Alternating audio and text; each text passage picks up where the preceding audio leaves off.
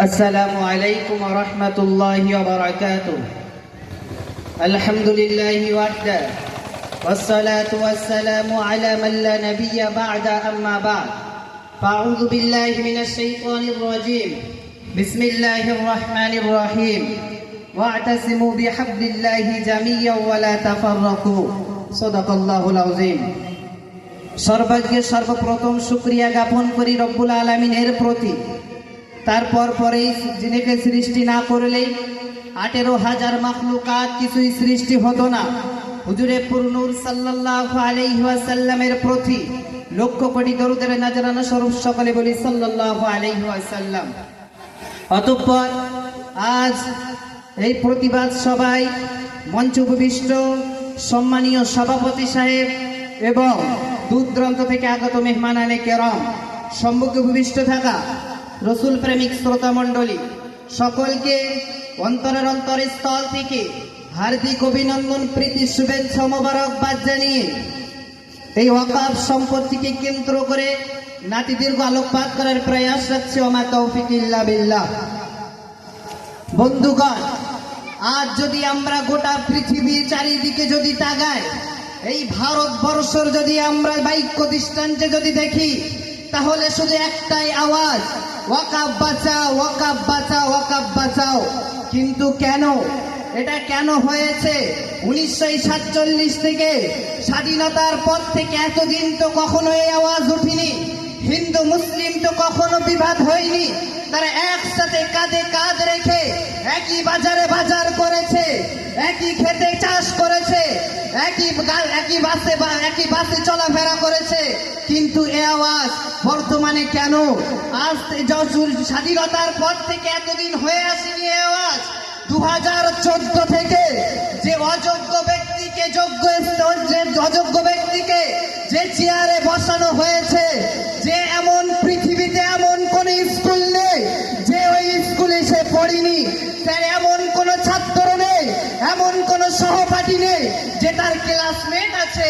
সেই নরেন্দ্র মোদীর কথা আপনারা তো বুঝতে পারছেন যে ওয়াকাফ যে কালা কানুন, তারা যে মুসলমানদের ভিতরে বিবাদ সৃষ্টি করতে লেগেছে, মুসলমানদের ভিতরে যে ঝামেলা, হিন্দু মুসলিমের ভিতরে বিবাদ সৃষ্টি করতে লেগেছে, সেই নরেন্দ্র মোদী আজ এই কালা কানুন তৈরি করে মুসলমানদেরকে আলাদা করে দিতে চায়।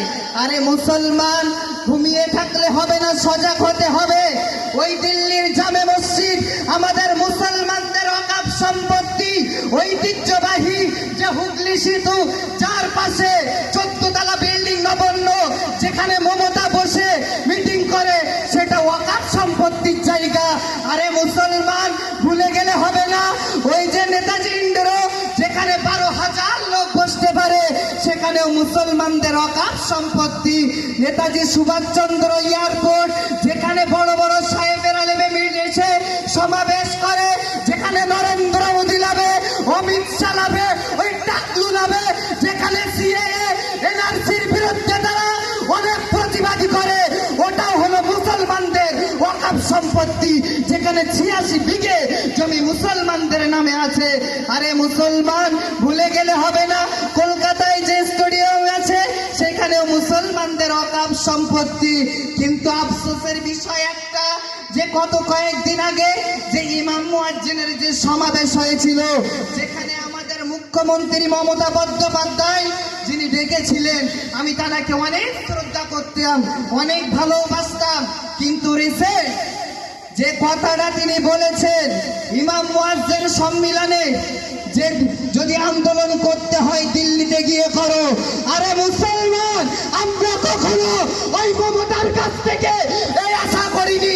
আমরা ভেবেছিলাম ওই মমতা ইমাম মুয়াজ্জিনদেরকে ডেকে বলবে, চলো ব্রিগেডে, আমি তোমাদের সাথে আছি, চলো দিল্লিতে, আমি তোমাদের সাথে আছি। কিন্তু মমতা কি বলেছিল? দিল্লিতে গিয়ে কর। আফসোস, এই মুসলমান কবে আর জাগবে? মুসলমানদের ওয়াকাফ সম্পত্তি নিয়ে আজ ছিনিমিনি খেলা হচ্ছে। কিন্তু আজ মুসলমান তবু আমরা ঘুমিয়ে রয়েছি। আমরা তো সেই বীরের জাতি, আমরা 1 মাস না খেয়ে রোজা করা জাতি। আমাদের সেই হাবশি গোলাম, যার পেটে পাথর বাঁধা হয়েছিল, কিন্তু তার জবান থেকে বাইরে আহাদ যে খব্বাবের যে অত্যাচার করা হয়েছিল, মুখ থেকে বাইর হয়েছে আল্লাহু আকবার, সেই জাতি আমরা হলাম সালাহুদ্দিন আইয়ুবের উত্তরসূরি, আমরা হলাম ওমর ফারুকের উত্তরসূরি, আমরা হলাম হযরত আলীর উত্তরসূরি। সুতরাং আমাদেরকে দাওয়াতে আসলে হবে না, আমরা হলাম বাঘের বীর। অর্থাৎ যে বাঘ ঘুমিয়েছিল লেজে পা দিয়ে নাড়া দিয়ে কেন তারা জ্বালায় পড়েছে। মুসলমান ভুলে গেলে হবে না, এখানে আমাদের জন্ম, এখানে আমাদের মৃত্যু হতে হবে। जिस दिन तक इस धरती पर सलाहुद्दीन अय्यूबी रहेगा, जिस दिन तक इस धरती पर दादा हुजूर पीर केबला रहमतुल्लाह अलैहि रहेगा, जिस दिन तक इस धरती पर इमदादुल्लाह मुहाजिर मक्की रहेगा, जिस दिन तक इस धरती पर मुशरत अल्लामा हुजूर रहेगा, इसी दिन तक मुसलमान इस धरती पर रहेगा इंशाअल्लाह। मुसलमान ভুলে গেলে চলবে না, এই হকার সম্পত্তি কারোর বাপ দাদার সম্পত্তি নয়, এটা হলো আমাদের পূর্বপুরুষের সম্পত্তি। আইরে মুসলমান, আমাদেরকে আগামী 26 তারিখে যদি প্রয়োজন হয় কলকাতা ব্রিগেডে আমাদের গিয়ে ওই কলকাতার জমিনটাকে ইনশাআল্লাহ আমরা রাজপথ থেকে কলকাতার জমিনটা ভরিয়ে দেবো ইনশাআল্লাহ। রাজি আছেন তো নাকি? নারী আছেন? ইনশাআল্লাহ আমরা দেখিয়ে দেব। কিন্তু এই মুসলমান কারোর ডারবে না। কিন্তু আমরা হোসাইন আহমদ মাদানির মতন যদি প্রয়োজন হয়, আজ আমাদের মাথায় টুপি আছে, আগামীতে যদি প্রয়োজন হয় এই মাথায় কাফনের কাপড় বেঁধে ময়দানে নামবো, ঠিক না ঠিক? সুতরাং অনেক বক্তা এখানে আছে, তাদের মূল্যবান সময় আমি নষ্ট করব না। আমরা আগামী 26 তারিখ ইনশাআল্লাহ ব্রিগেডের ময়দানে গিয়ে ব্রিগেডটা ভরিয়ে দেব। আর আল্লাহ পাক রব্বুল আলামিনের কাছে আমাদের আশা, আল্লাহ পাক রব্বুল আলামিন ঠিকই তার সম্পত্তি পুনরায় আমাদের হাতে ফিরিয়ে দেবে। এই বলে আমার মুক্তাসার বক্তৃতা কি করছি। ওয়া আখিরু